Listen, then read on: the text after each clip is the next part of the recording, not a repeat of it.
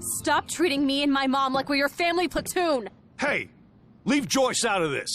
I wish you'd leave Joyce! Like now!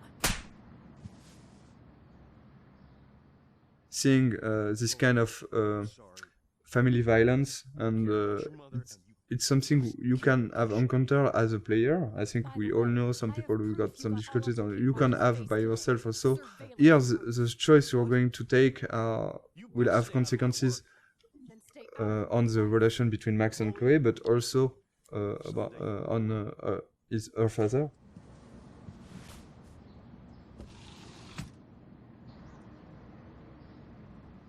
Hey, you okay? Welcome to the real step douches of Arcadia Bay. I'm sorry. For what? He would have been a bigger dick if he caught you in here. David could seem very archetypal. Yes, and, again, one dimension at the beginning, but then we are making episode him after episode, you can see that maybe he's very he's got his own reason to be his own like issues, this. and I think not at any moment we are justifying the fact that he could hit Chloe or be how it is, but just showing a perspective that not everything is black or white. So we did a lot of research to be sure that we were dealing with those themes in a good way. Too much gamifying this, we could really maybe hurt some people, and if we are talking about issues those people have had and not making it right, it could be worse, and it couldn't be the opposite of what we wanted to do at first. So here is a Kate character that you have met in the first episode, but not so much. And the episode 2 is really focused on Kate and Kate's story and Kate's difficulties. So, but this scene is a good way again to how we try to advance the story about Kate, but also try to show more of the other characters, Victoria and Taylor. So we are continuing of what was shown about Victoria in episode 1, like of course that she's really a mean person, that she's harassing Kate because she makes fun of her. And so this kind of scene, yes, is we are really trying to advance the story, bring out more of the characters, and of course there is great cameras on it. All over my face. Max Selfie thought she was a badass taking that picture. We wanted really to talk about all the cyberbullying, the fact that it's quite difficult for a teenager nowadays to be connected as everyone is now. I think everyone has got a phone, is connected always. We are using the text message a lot, and we are making fun with that. So we are really thinking about both sides of the social media. On the other hand, you've got this dark aspect of internet, which could be really difficult to live. I think a lot of players could recognize some of them inside Kate, and we've received a lot of letters from players who say that helped us also to realize what they've been through. Yeah, we wanted to have this scene since the beginning. We are quite happy that we managed to keep it, and work with Square Enix was great for that.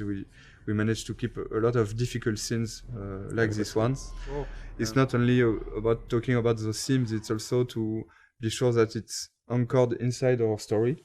And here, of course, this experience and the Kate story will push Max to think about her power, to think about the consequences, to think about the relation with other characters. That's actually the one time in the game where Max's power fails her. So when you arrive on the roof, you are really by yourself. You have to talk Kate out of jumping, and this was also the second part of what we wanted to do with this theme, is to show that if you care to the people you like, you can help them, and that's basically what Max has to do at this moment, is really to care about Kate, to show her that she knows her, that she's her friend, and to really take out of jumping. I think that's something that was interesting on writing all these scenes, and is even in episode 1, Kate was written as somehow as some type of archetype. She's a bit religious. She's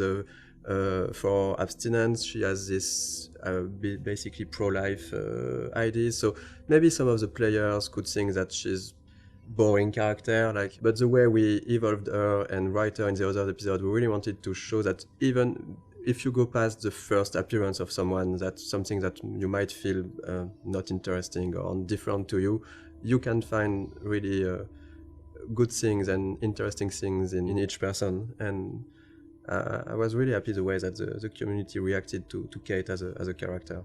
We didn't want to gamify this kind of thing. We still have to have rules for how the things, even if it needs to be really in the background and for the player to not to see those rules.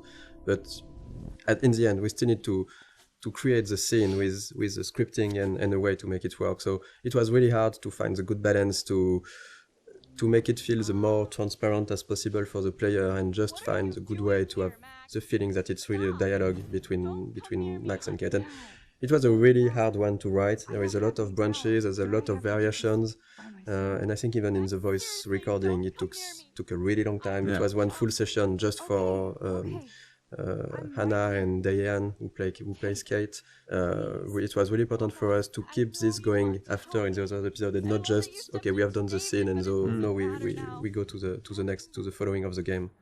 I'm going to be here for another day until my family comes out to visit. How are they treating you? Like they need to protect me forever. They're so upset, and I know they feel guilty even though they didn't do anything.